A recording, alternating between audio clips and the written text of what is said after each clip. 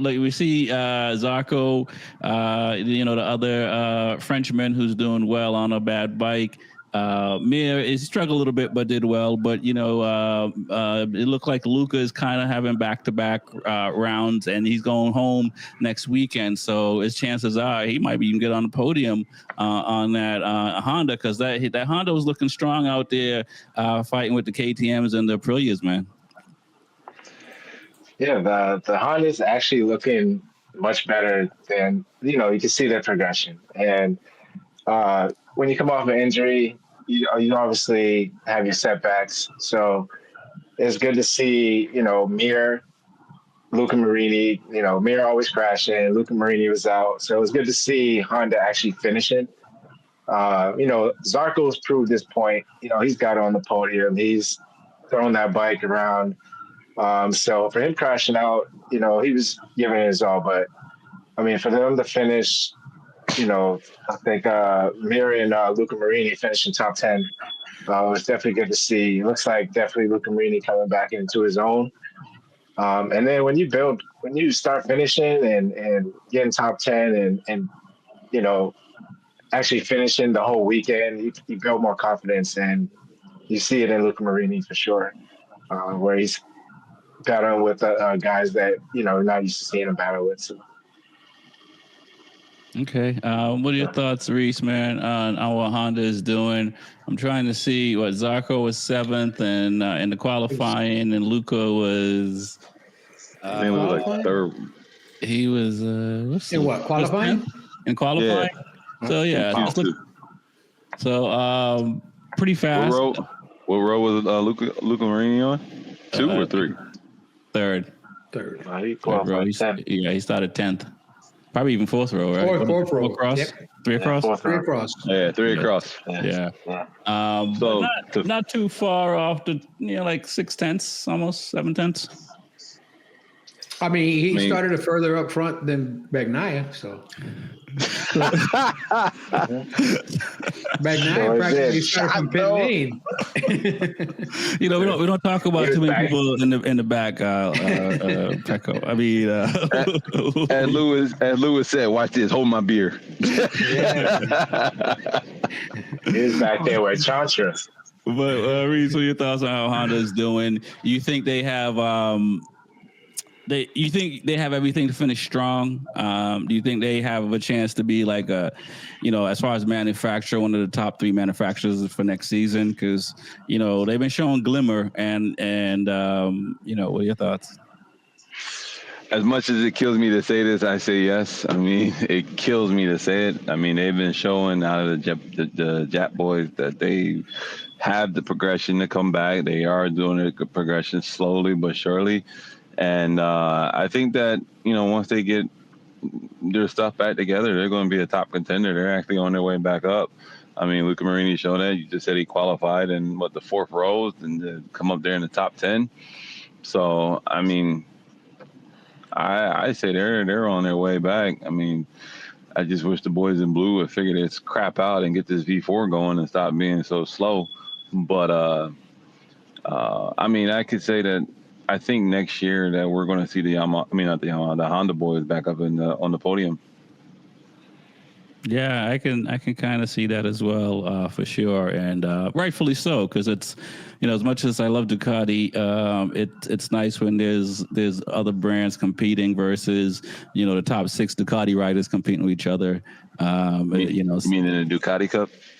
Yeah, exactly. We're not saying that this year, right? So it is it's definitely been abolished by the non-Ducatiists. It's the Marquez Cup now. Right. What are your thoughts, Lewis, on how Honda is doing? Do you agree with Reese and myself as saying that Honda could be one of the top 3 brands as far as next season on wins and podiums and all that fun stuff? Yeah, they're going in the right direction. I mean, if you look at them and you look at Yamaha, I think Honda is definitely a lot closer than Yamaha is. If you look at overall, when they're both healthy, the larger majority of Honda riders finish higher up than the larger majority of Yamaha riders. So, given all things apples to apples, I think Honda is just a few steps ahead, because the only thing that's making Yamaha look good right now is Quartararo.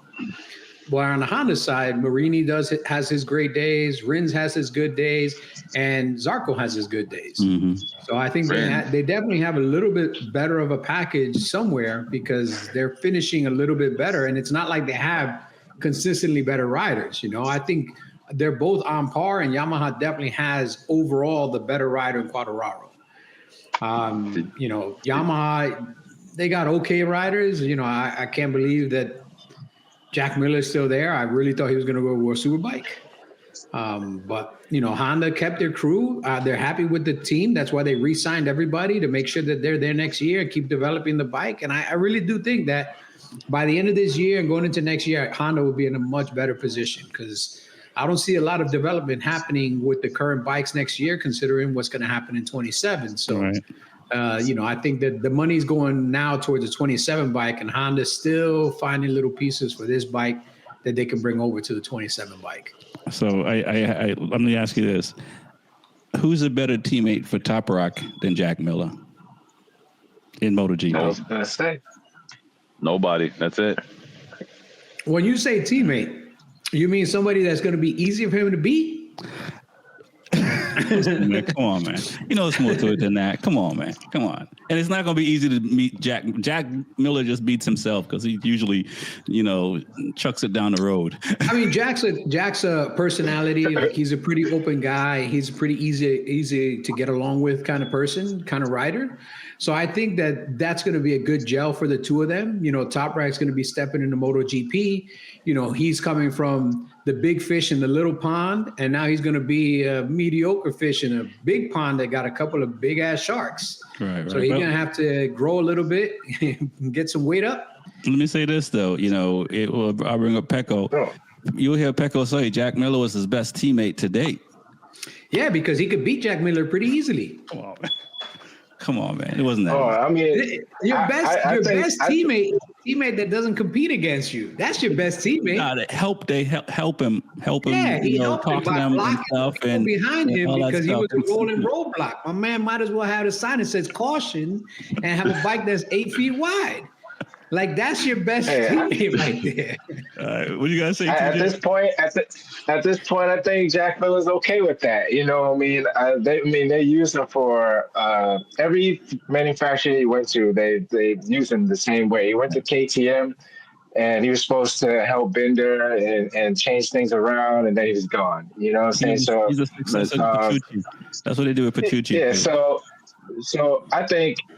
Looking at it, we got things to look forward to now. When we go to Portimao, we're going to see who's going to jump over turn, 5 or something like that. The most they're going to have stoppy competitions. Yeah, that's not what racing's about, but it's just going to bring something to look forward to. And Jack Miller would be a good team, I think, for Top Rock, because, who else can he really learn from at this stage? You know what I'm saying? I don't think a younger rider would teach him. What do you think? Top Rock's probably not even gonna listen to him. Look, we're gonna let Reese. Nothing really. But just where the controls are. Where the controls are. What do you do with this turn? Yeah, I got you. That's it. All right, Reese.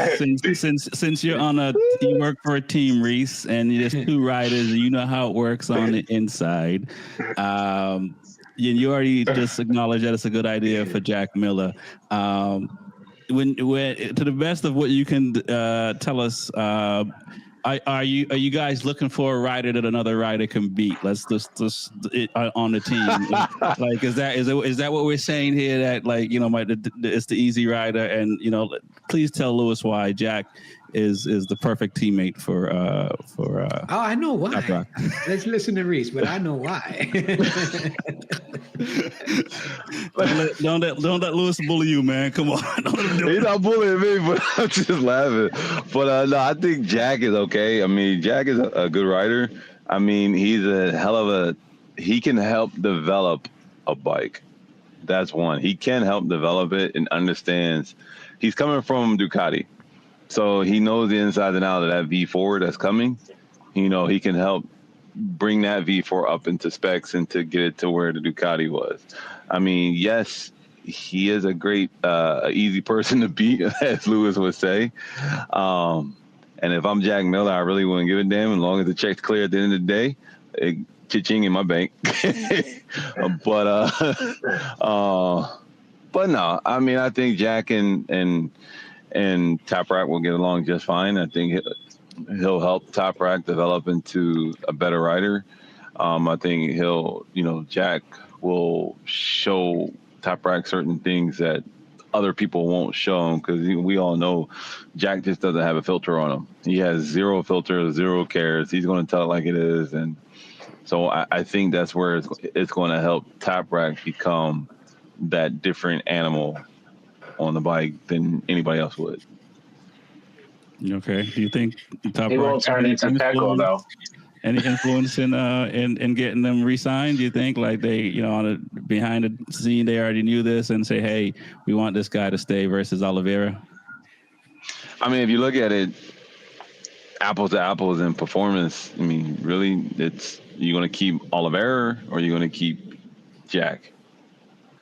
You mean you're going to keep the guy that the weekend that Jack got signed to a new contract beat Jack's ass in both races, or Jack? He's looking for a new job, man. Come on. It's a job interview he's doing right now. You know how it works. Like, you got more around another job. I'm really good at getting hit by other riders. Hey. Unbreakable, though. Jack's unbreakable so far. Right. I mean, you got to look at this. Who's the next Yamaha guy on that bike? Who's the next one besides Quartararo? Who is the next one? Jack. I mean, compared to Rins and Oliveira. Yeah. Rins, honestly, I think that I wouldn't be surprised if Yamaha buys him out of the rest of his contract and finds somebody else. Because at this point, Rins is just riding to try to get through his contract. I mean, I would just buy him out and get him out the seat. Like, bye, you got to go. Yeah. Right. Yeah, buy him out, get a young guy, on the seat for, a good price, get somebody out of Moto2 that shows some potential.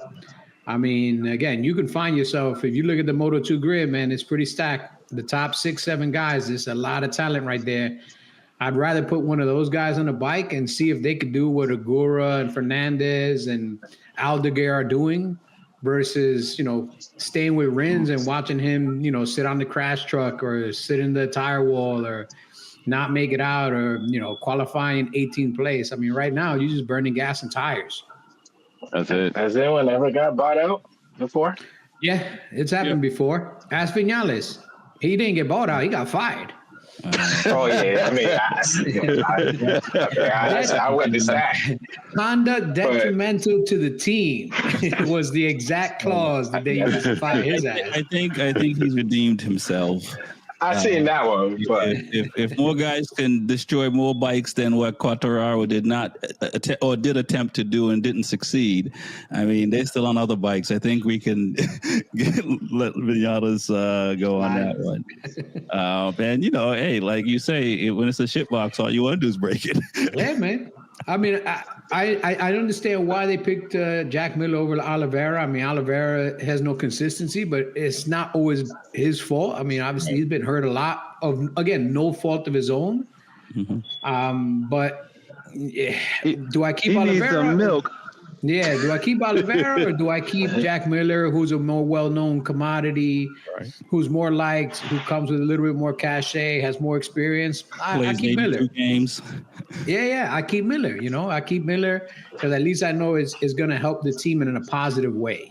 Right. Even if he's not that competitive, it's a positive impact overall on the team and overall on Yamaha. Right. Well, let's segue right into. Go ahead. I was gonna say, why was it such a hard decision? They waited so long, like the last minute, like it was. Honestly, I think they were trying to get another rider, and the other rider fell through, or they couldn't come to agreement with another rider. So then they were like, let's just lock in Miller again, right. Because Miller started to put that little bit of pressure that he's looking elsewhere, that this and that.